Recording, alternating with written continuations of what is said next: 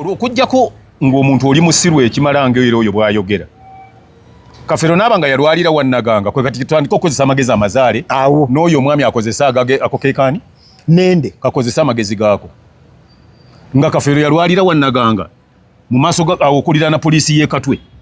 yandifudde ne bamuteekako kalenda wano walwalidde nga tebasobola kutuuka ku kalenda. Use your common sense. Kati ekyo awo sijja na kulwawo ekyo nkitadde tugende ku kirala ng'oyagala kukakasa bantu nti oli ekyapa kyalina kifu gwokola otya mleete ekiri oligina aleete bisirikirwa gwayogerako period. Ekyo nakyo nkimaze nze sidda ku balalu oyo omwana omanyi okugwa eddalu teri kibinga kugwa ddalu ng'ate olowooza nti gwe mulamu. bw'aba alina bisirikirwa omulala gw'agamba amuleete amulage ensi infact ayogera nabiyaze ensi lye baasanzeeko ne tumanya nti abaamuliko nga baziika tebayagadde kuswaza mu bintu byabo. Kati olwo oba olina amagezi ate bw'odda ku mpewo n'oyogera tolaba ndi era ayoleka bwolesi nti amagezi talina bwekyokola ovaayo buvi n'ogamba nti muliraba lino yaliteeka wano baaliteeka wano naye olw'okuba be babadde babikola abadde amanyi buli kimu we kiri ate oba yagambye mu kuziika teyaliiyo yasobodde atya okuba nga ali gy'ali ng'ate si y'omu Kafeero yazaala omwana gwe tulaba mawulire gwe bayita Mugerwa Joseph. Oyo ye muganda wa Kafeero. Mugerwa Joseph ne wa Naganga. Anti Naganga yagamba ye tazaalangako mu maama wa Kafeero n'obujulizi weebuli. Kitegeeza ne Joseph muganda wa Kafeero. Kati kitegeeza nti Nende taba muganda waani kuba taata wa Nende yagamba tazaalanga ku Kafeero. Y'omu mu bulamu alina ennaku ez'ekijjukizo. Kati nno Focus TV yange bazze okufuula ennaku zo ez'ebyafaayo bakwata vidiyo n'okuba ebifaananyi ku mikolo gamba ng'okwanjula embaga graduations okukyala bano nno tebakoma okwo aba Focus Group yange bakuguka mu kutimba bakola keeki wamu ne juice omuwoomu nga kuno bagattako okukola graphics ne branding ow'ekitongole kampuni oba bizinensi yo era basange ku kitebe kyabwe ekikulu e Kampala ku Jesco Plaza oba basange ku ofisi zaabwe awo ku Focus House Mutuba ne ku ofisi zaabwe empya ekiboga mu Town Council ku 2nd Street okuliraana Smarton Hotel. Ebisingawo bakubire ku ssimu zaabwe 0757 133 162 oba 0789 020 gwaliko Facebook ne Instagram kebera Focus Group yange ate ku YouTube beba Focus TV yange. Buterevu wona wosinzidde okubeera ng'otulaba ali ku Focus TV aliko Jack Gat exclusive. Thank you so much when okubeera nga otugoberera nze Ade Wilberforce Klime Muyanja onakubula leero nze ne kojja oboolyawo nga nyina ebibuzo byenjagala omubuuza ayanukule addemu okusinziira omwana wa Naganga oba muto wa Kafeero Nende bye yayogedde bingi ababirabye ku interview ku social media nga bitambula era nange njagala kwegamba kasinkano omukulu nabe nga abyanukula njagala tumanye ekitufu ki okuva ku olwo omugenzi lwe yava mulamu bw'ensi eno mpaka nakati biki ebibadde bijja bikolebwa era ye nga ye biki byayinza okubeera nga yanukula ku nsonga eyo egenda mu maaso kojja. Sebo nkwaniriza. Kale sebo. Obulamu bugamba ki? Obulamu bulungi nnyo. Mugamba mutya sebo. Naffe mwetuli. Wabirabye wabiwulidde. Nabiwuliddeko. Ebimu. Anti nze sibirina budde bubeera ku bintu bimu. Mba nina ebintu byenkola. Yes. Nina n'ebyemba ngeza ne research zenkyakola kati. Okay. Omuvubuka njabita muvubuka kwa kyali mu bracket y'ekivubuka Nende omumanyi simumanyi ndaba mulabe Nende andi nandi badde mumanyi naye buli we musangira abeera yebisse maaso kati mbasobola mutegeera era bw'abajja ajjeko ebyo ebinanka byassaako sobola musanga ni mumanyi ekitani bwajja wano nanti nze sitera nnyo kwa abantu module eyo nze mbasikolagana nabo omanya nti abakozi babikolobero bw'olaba ng'omuntu atajjaako bigalo bindi biddugavu ku maaso omanyanga nti wrong element Kujo bayina ekizibu ku maaso ge nga gasobola okuba nti gagira bulungi. Nze nkuwadde kiri ekyange bw'oba tolina kizibu tewali kikuteekesaako ebyo ng'ate olina bw'oyogera nabo buba butaba na mpisa buba butaba na magezi buba butaba muntu mulamu kiteekesaako omuntu w'ebigalo bindi era bw'olaba ng'abitaddeko bw'ati gwe ng'otandika okupima bameka bosanga babezitaddeko gulwaki zite nange zino nzijjako so nga zenda nzirabisa bibita sunglasses ate sikati kira kabadde mukasana bami nga tayagala nnyo okuva ddi yeddire okuva ddi nga atambulira mukasana kokka abatayagala kati ebyo sijja kugendayo nnyo nze nkubuulidde futures omuntu zaba nazo n'omanya kikyali koja kati omuvubuka ono muto wa Kafeero era agamba muve mu bintu bya Kafeero bate mubimanyi yani mutowe owani Kafeero muto wa Kafeero muganda wa Kafeero ye Mugerwa kuba family ye Naganga begaana Kafeero nga nako akalenzi kakyali kato ako kagundi kasimanyi kanyende simanyi ani nende nga kakyali kato begaana Kafeero naye ko tekabimanyi olwokuba kaali kato kalowooza nti ke kabimanyi okumanya bw'ate okumanya tekalina kye kamanyi si kulwala Kafeero n'alwala nti baalinnyayo ne kitaawe Nende nga bwali taata wa Nende Naganga nga waali tekuli yalinnya mu ddwaliro ne mu kuleeta omulambo nti Kafeero omulambo gwe guteereddwa ku kalenda akakalenzi akakowulira kagira kaloma tebwalinnyayo koja tovoola kuba kagambyeko ye mwana omuto akuwa ekitiibwa oli mukadde anti kati kyenva mugamba nti akakalenzi kubako kaana era okuva ddo nga nkalaba kaana kati byekwogera omanyi waliwo omuntu ayagala okwogera olw'okuba alina kyayagala okukweka ekibintu negundi nebisirikula yayogeranga nagamba nayo balina bye beenoonyeza mu buli kye bakola kakati bwe wandibadde onoonya muganda wa Kafeero lwaki yakolagana n'ebyokuziika ku muganda wa Kafeero ng'ayagala muganda wa Kafeero lwaki yanoonya Nende nga Mugerwa waali mulina ebintu kojja njagala nnyo ngatire abuntu ono bagatta batya maama wa Kafeero yazaala omwana gwe tulaba mawulire gwe bayita Mugerwa Joseph oyo ye muganda wa Kafeero Mugerwa Joseph ne wa Naganga anti Naganga yagamba ye tazaalangako maama wa Kafeero n'obujulizi weebuli kitegeeza ne Joseph muganda wa Kafeero kati kitegeeza nti Nende taba muganda waani kuba taata wa Nende yagamba tazaalanga ku Kafeero akati ate bw'okawulira nga kava ebigambo kagira ki lwaki tayogererawo nti biseera nga Kafeero mulwadde nga tukola tuti teyamanya ne gyalwalira koja mu bimbi embadde njagala okuteeka ku nningo ddemu okusinziira ku ye yagambye esooka nti Kafeero yalwalanga era buseera obulwadde bwamutabiranga ng'abeera waka tabeerangako eyo wadde ogamba nti yali awangalira waabwe yabeerawa ewa Naganga omanyi gye yali abeera oba tomanyiye kakati olw'okuggyako ng'omuntu oli musiru ekimala ng'era oyo bw'ayogera Kafeero n'aba nga yalwalira wa Naganga kwe kati tutandika okukozesa amagezi amazaale awo n'oyo omwami akozesa ako keekaani Nende kakozesa amagezi gaako nga Kafeero yalwalira wa Naganga mu maaso okuliraana poliisi y'e Katwe yandifudde ne bamuteekako kalenda wano waalwalidde nga tebasobola kutuuka ku kalenda use your common sense kati ekyo awo sijja nakulwawo ekyo nkitadde tugende ku kirala kati gwe lowooza bulowooza omanyi prayer palace weeri opposite nayo oluva wano ekibuye ku poliisi kati ondagiririra bwereere nze olwedde mmanyiyo anti omuntu atamanyiiwe mulagirira prayer palace weeri kati weba opposite nayo wa Naganga Kafeero bwe yafa yatwalibwa wali ku kalenda bw'ababa bano bagamba nti yalwalira wano wa Naganga lwaki tebayambuka wali nti omuntu abadde alwalira wano afudde bamututte wali koja ekyo kiziddwamu ajja twanukula ekirala kojja nti omukyala eyeesibye ennyo ku bintu bya Kafeero gwe bayita Robina bisirikirwa waliyo omulala so si y'ono ffe gwe tulaba mawulire ono nakigwaniza ayagala ku bintu bya Kafeero obisaanyaawo ne baswazi bisirikirwa waliyo omulala anti kati nagambye nti omumenyi w'amateeka omuntu atali mwesimbu omuntu omukozi w'ebikolobero ye muntu abeera mu bantu ng'alina kyannyonnyolo bakyayogera nga abissa amaaso era kyova olaba abagenda okukola ebinankani bonna bajja oluusi bambadde bukookolo ono tayayagadde bwagazi kambala ng'ako kakozesa nga akakookolo okubika amaaso bwali bw'aba alinayo bisika kati anti kati gwe oli awo singa olina poloti gy'okaayanira ng'oyagala kukakasa bantu nti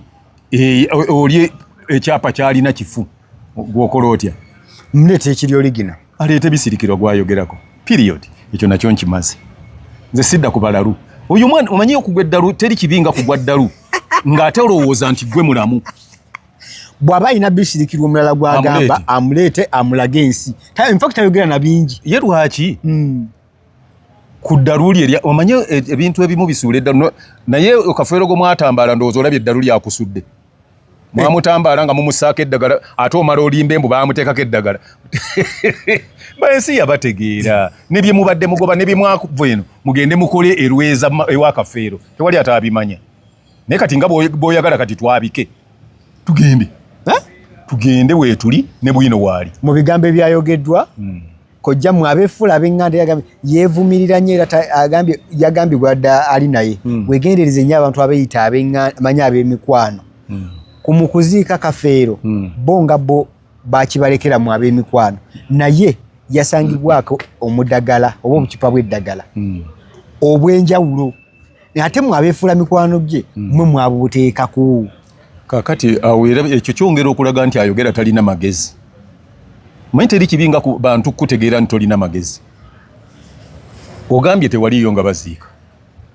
ate gwogamba nti ab'emikwano abaabuli bagamba nti bantu be bamuteekako ki eddagala Focus TV wamu ne Kojja Gatex exclusive nze Ade tugenda mu maaso n'okubeera nga tukunyonyola oba oli awo biki Kojja byamanyi agezaako okuba nga tutangaaza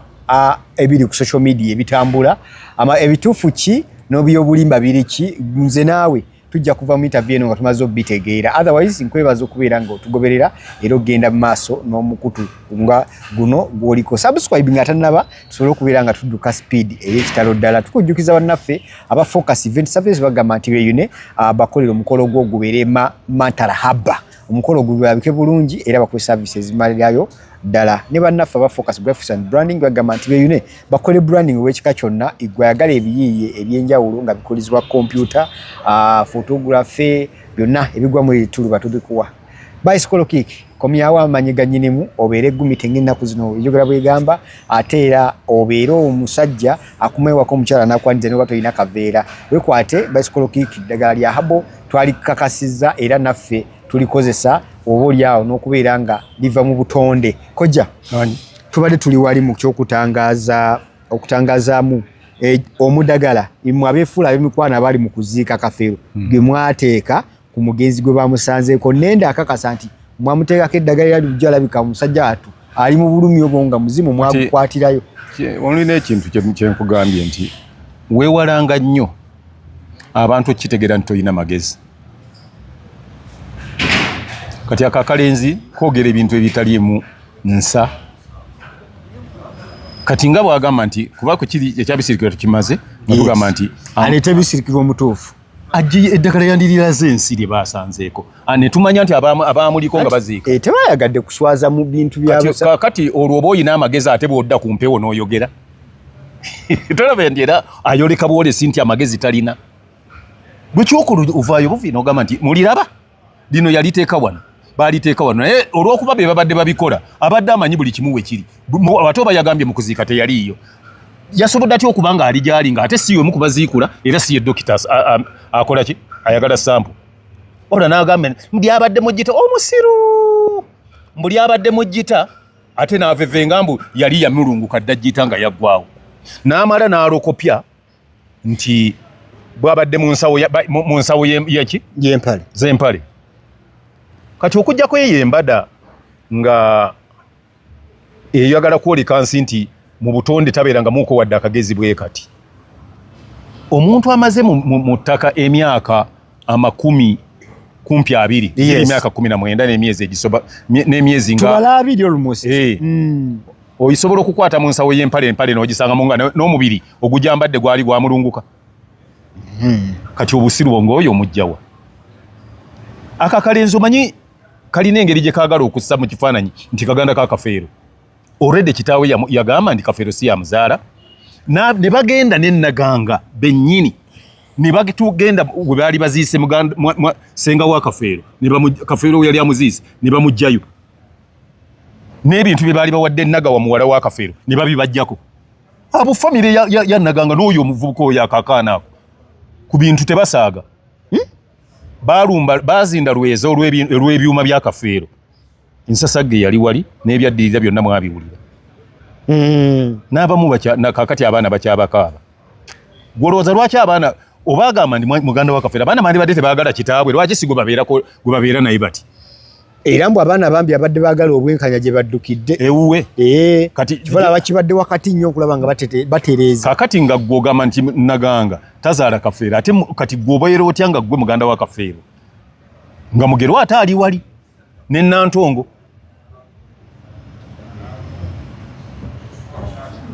nende byebuuzo bibyo kakati nze nno nkugamba bwe nti ekirungi nti yayagadde alage nti ki kakati awo tuba tutandikira okuva kati awo tugende mu maaso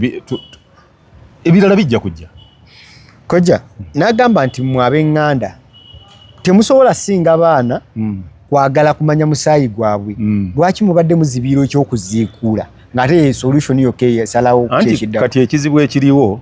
bw'oba totegeera Katonda bakkubye omuggo munene bw'aba agamba nti ab'eŋŋanda si ffe tuteekwa ab'emikwano temusinga baŋŋanda kati lwaki teyajjamu Balamu kuba ne Balamu si muganda wa Kafeero naye yandimugjeemu kati ebyemu kubiraga kyoyogera nti amagezi ogeerabira mu buliri nga obubikka abantu bonna abaabadde mu kintu ekyo baabadde bafamire ye kati ate era omanyi mulimu omuntu ayogera ebintu n'ogamba naye n'oba waawa okuŋŋamba mbu gwe wagenze n'ojjamu eddagala muki teriiyo muntu wa famire gwe bayinza kukkiriza nga baziikula omuntu wa famire ye n'agenda kukwata kuki kati oba nakyo kiraga butaba na magezi mwami simanyi nende buli byoyogedde biraze nti no tolina magezi namulabye nga era bweyebise ne bwati script yakulemye okukola gye wabadde oyagala okukola kati nja kuleetera bisirikirwa naye akunnyonnyole yes ayogere ku sayidi y'ekiki ku mbeera eyo n'ebyeddagala kuba nabadde ebyeddagala ebyongeri n'abantu basangibwa ku ntaana ne be twalowooza nti bye bano bisikiro yagamba nti sooka okirekemu omusaayi gudde nabo tujja kubanga tubitukola ki bajja kuba boolekebwa n'abantu bwe baali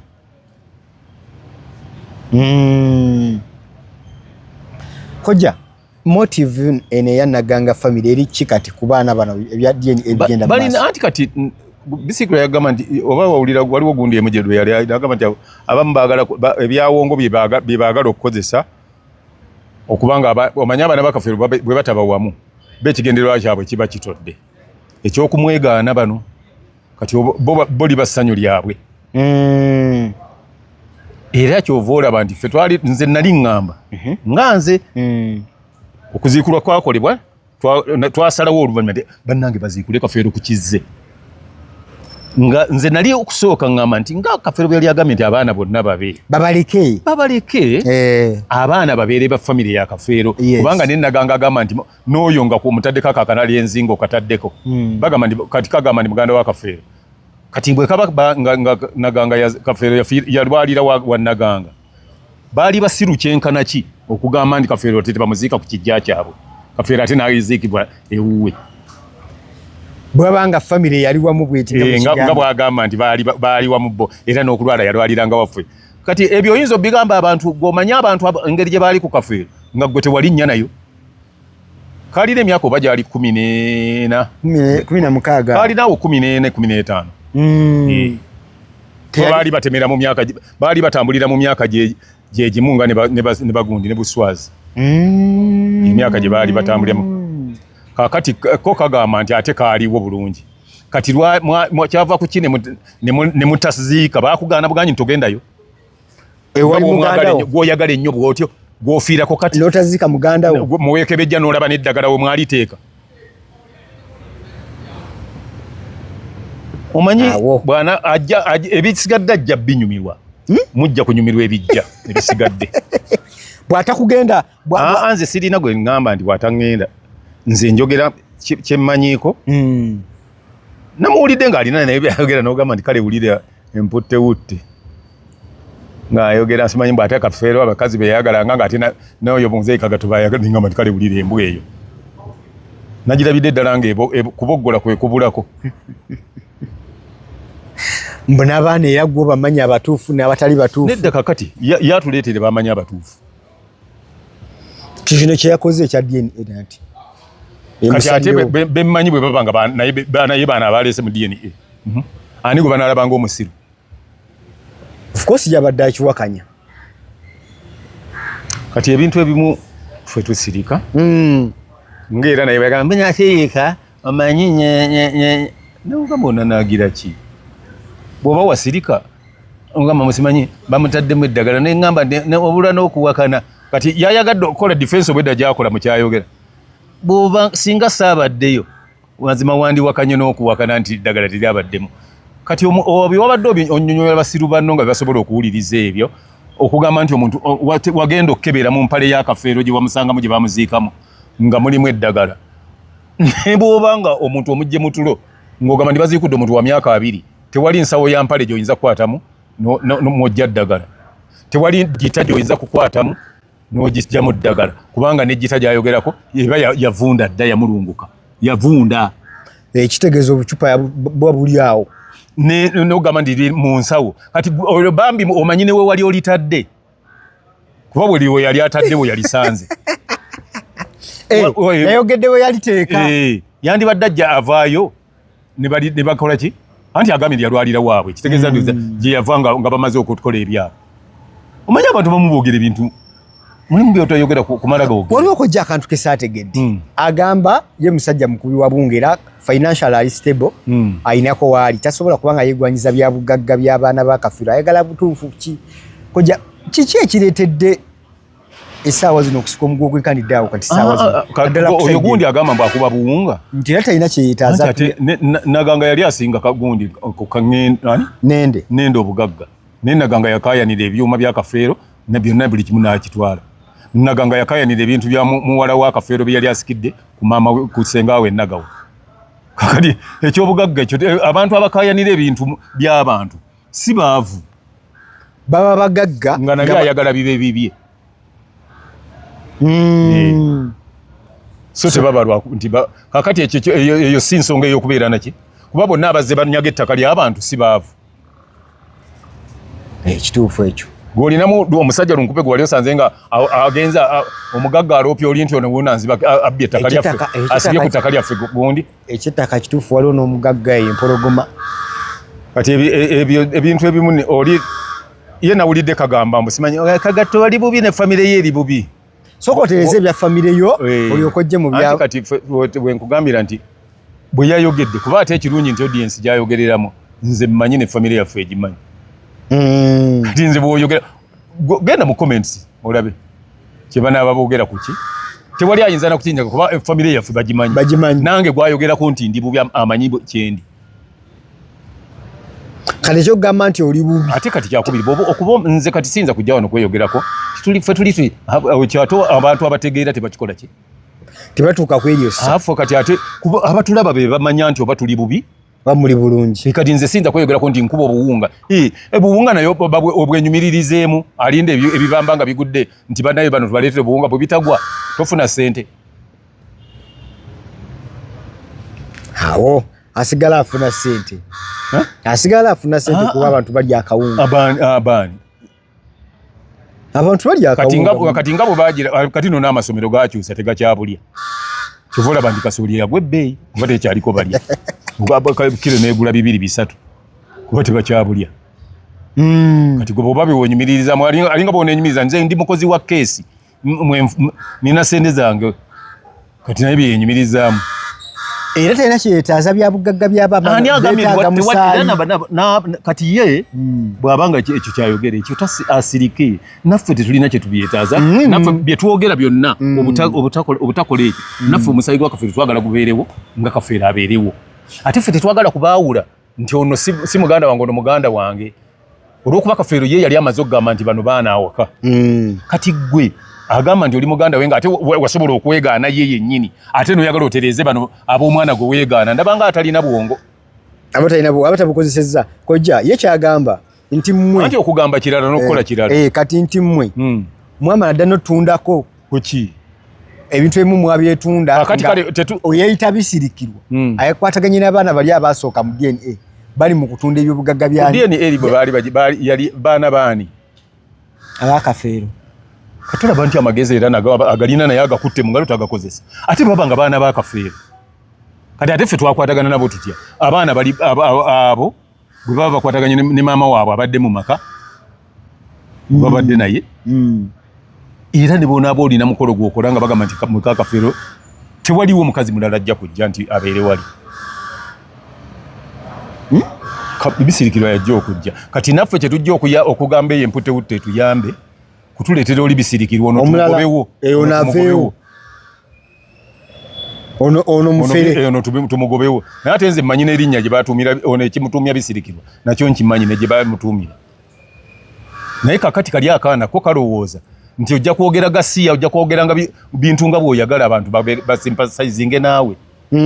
naye si bwe bibeera kuba kyekyoyogereramu ate tukimanyi nnyo ate twakirimu nnyo kati oyo n'okugamba nti kafeero biki okumanya kafeero amutegedde nga kafeero ali eno waggulu amaze okufuuka omunene kuba kaali kaana kato nga tekalina kyekamanyi koja so ebisigadde byonna tulinde musaayi mpaamu wiiki bbiri kati okuva kati ne bwebeemu bweggwako ebisigadde ojja binyumirwa koja nga tusembayo batumaliriza interview eno yagenda nayogera ku kyokwabya olumbe ngaera gwe wali okakasa mu kamera nga batabamewabizanga lumbe so nga ate bamikwano gye bo be bamanyi nga ba Andrew Benon Kibuuka siasa bali mikwano gye Senkubuge Misa Kisemakula Jeno Katumba mala bonna olumbe balutegerako era abamu baali kozi lwali luddawa omanyi neerabidde awo era olumbe lwayabizibwa kyetubuuza kyekibalemiza kozi lwali luddawa mu Uganda wano gwolowooza waliwo omusajja alina essomero awo ku luguudo lw'Entebbe yagamba nti nga kitalo kafeero okufa yali tamumanyi naye olw'okuwulira obuuliza erinnya kafeero lyalina n'ayita n'agamba abaana be nti abaana abasobola okujja nga bakafeero bandi mu 5 6 7 mujje baweerere oyo yakiwulira naye ku bantu abaali bamanyi kafeero ne batuuka n'okukola ekyo abantu be batandigenze mu lumbe lwa kafeero na contribution kugiwaaye n'akola lumbe lwa kafeero era ne luba lwa kimugunyu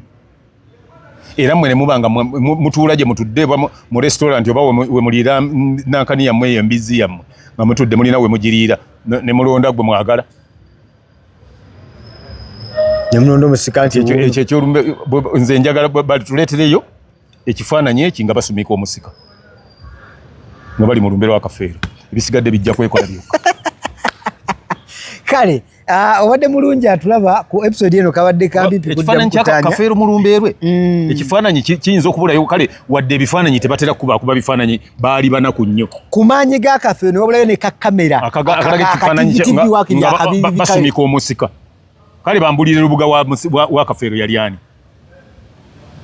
era ani yasumika ne wabulayo bannamawulire kale wadde abatamanyi nnyo kale kulipootinga ono ye kafeero addidde mu Pawulo mu bigere kuba omusika bamuteekako bataddeko gondi wa Kabazi ne wamulabiddeyo nga bagamba nti ne Kabazi atiba anyirira ng'ekinya kafeero yali munene mu ggwanga wano ndowooza nti olumbe lwe abantu bandirubaddeko oli yamenye embwa olwo ng'alowooza amenya abantu banene nnyo basiyaasa menye Benon Kibuuka ng'alowooza amenya banene ate kafeero yali munene okusinga abo kati olumbe lwe sirowooza nti mu banene abandi lubaddeko ate ekirala nti lwandiyiseewo obuyisi kimomozo si bwe kiri nkubire wano bisirikirwa kati akubuulira oba olumbe balwabya kubana ye yakyandibadde kyamagezi nnyo nga baabye olumbe bayita bamaama b'abaana ne batuula anti ono si yeyo oli mufere yanti gamba bamaama bange kale atubuulire oba oli obweru baamuyita gwayogerako gwe bagambye nti abaana mu bakazi ba Kafeero Bisirikwa yali mu Uganda yekka abalala weebali babayita mu lunaku lw'olumbe kuba babatuuza mwenna wano tibannanga balina abaana ba Kafeero mujje mwenna ne mutuula kati mbabuulira system bayita anti teyazaala abakazi yabeeranga nabo omuti kyeŋŋamba yazaalangamu nga kino kyetaagamu magezi mazaale so si kuwaawaala awo mukazi gwe bayita mukazi w'omuntu tebategeeza nti gwe ow'empeta oba nti gwalina awaka bandiyise abakazi Kafeero mwe yazaala abaana bandi bataddeawo nende atubuulire waliwo abakazi bamekaawo Kafeero be yazaalamu abaana kale atubuulire abaana baayogera kuba Kafeero yabazaala bakazi bameka awo ebibuuzo bikyali bingi ekikulu nti kagenda ne kabeera gye kabadde ne kalowooza gwe tolabanga kabeera keebikka nnyo mu maaso baleme kukeetegereza njagala ng'ayogera ebintu ebyo ajjeko gaalubindi kale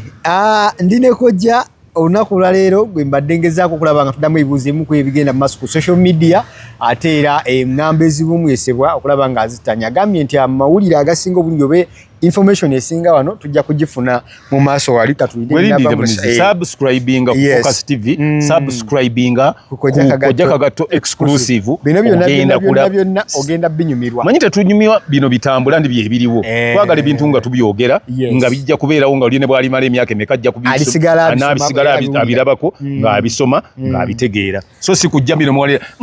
mwedagala nga bayitadde mu nsawo ensawo nagenza okukwatamu nga mulimu obucupa nga gogo nolaba akakolwa tetuyinza kubanga tusika mu misika naye mu vidiyo ezijja mu maaso awo nze Ade mbadde ne Kojja bye bye. Kusubscribinga ku Focus TV yange bingi